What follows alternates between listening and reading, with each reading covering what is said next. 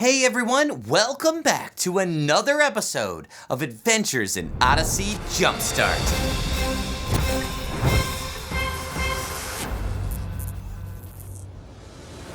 So along with Whit and Connie, the last of the Odyssey Big Three is, drumroll please, My name is Eugene Meltsner. Eugene. I was about to... And I'm a science student and, might I add in all modesty, a recognized genius at the Campbell Community College. Yeah, and... I started high school when I was 9 years old and began my college studies at age 13. My academic record was perfect. Straight A's, no absences, no demerits. Okay, you know what? Just... never mind. I have to tell you, Eugene, I'm very impressed with your family. Your genealogy listed nothing but doctors and PhDs. I was always told that both my parents were lost on an anthropological expedition in the rainforests of Zaire in Africa. I was only 7. After that, the state and the school system became my parents. Whom do I have the pleasure of addressing? I'm John Whittaker, and then this is Tom Riley. Howdy. Howdy. An abbreviated form of the phrase, how do you do, or in the older English, how do you fare? In answer, I fare well, thank you. Yes, Eugene is a man of many words, most of them requiring a dictionary or a thesaurus or something along those lines, but his genius does go beyond just vocabulary. I've thought up all kinds of new ideas for your shop, ways that will make it far more convenient and efficient for you and your customers. From ice cream serving to the displays upstairs. Textbooks and computers, they come like breathing to Eugene. You've automated nearly everything in Whit's End. Whit's End isn't about automation, machines, or inventions. It's about people. But human interaction, well, that's a little more of a struggle for him to understand, particularly his co-worker at Whit's End, Connie Kendall. But I don't have any other friends. I have you and Connie, but I admire you, and all I do is argue with Connie. That's not true. See? Due to his love of all things complex, Eugene has a bit of, let's say, a rocky relationship with Odyssey go-to window washer, Bernard Walton, a man of simple wisdom and simple taste. Now let's punch the highway. You mean hit the road? As you wish. You know, I have a third cousin whose maiden name was Mushnick. Yeah, Martha was her first name. When researching my genealogy, I recall coming across a great-aunt named Martha Mushnick. No. I know what you're thinking. The world no longer makes sense. Today, Bernard Walton beats me at chess. Tomorrow, the Earth will revolve around the sun. The Earth does revolve around the sun, Eugene. While his vast intellect and knowledge has done so much good for Whit's End and the town of Odyssey, it also has put him at odds with the concept of faith. Our minds can only grasp so much about the nature of God, of eternity. Mm-hmm. After that, it's a matter of the spirit. But how could you believe for so long without proof, without evidence to support your theory? Faith.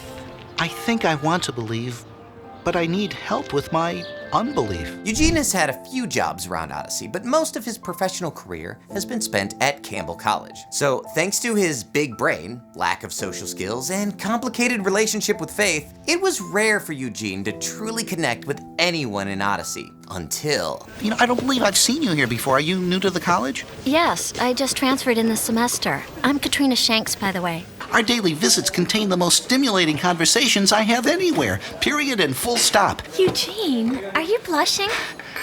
Am I? He's smitten. You can see it in that glazed expression of his. I believe that I'm in love with Katrina. But as everything seems to go in Eugene's life, love would prove to be, well, complicated. I'm concerned about her susceptibility to the, shall we say, influences here. You mean our Christianity? Yes. It's as if you've been inoculated against Christianity, like the flu.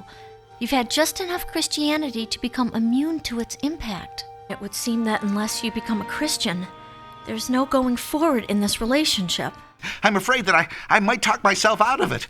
I might philosophize in my head what my heart is screaming for me to do. I must lose my life to save it. Isn't that how it works? Well, yes. Then I'm ready, Mr. Allen.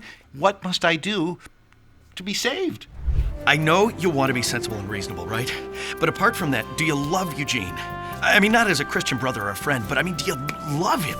Well, yeah, I do. Will you marry me? Yes, I would be delighted to marry you. Oh, Katrina. We're here today to join together Eugene Meltsner and Katrina Shanks in holy matrimony. And so Eugene and Katrina finally got married, and then went on some trips overseas together. My trip to Africa changed my life forever. This is my father's journal. My parents may still be alive. And in fact, Eugene found his father. I'm Leonard Meltsner. Dad? That's also, as everything in his life, a complicated story. It involves slavery, kidnapping, skyscrapers, espionage, and did I mention kidnapping? You'll just have to go back and listen for yourself. That brings us to present day, where, speaking of fathers, Eugene and Katrina have embarked on an entirely new adventure, parenthood. Well, Eugene and Katrina have just learned from their doctor that they can't have children. Katrina, I think we should fill out those forms to bring Buck Oliver into the Meltsner family. After hearing from all parties, the court finds that this adoption is indeed in the best interest of the child. So it is my pleasure to decree that Buck Oliver is now Buck Meltsner, son of Eugene and Katrina Meltsner. Eugene Meltsner, genius, Christian, parent, friend. What else is he gonna become in the future? Only time will tell. In the meantime, though, wherever you find yourself in your adventure in Odyssey, you're sure to find Eugene Meltsner right there to lend a hand, to borrow the colloquialism.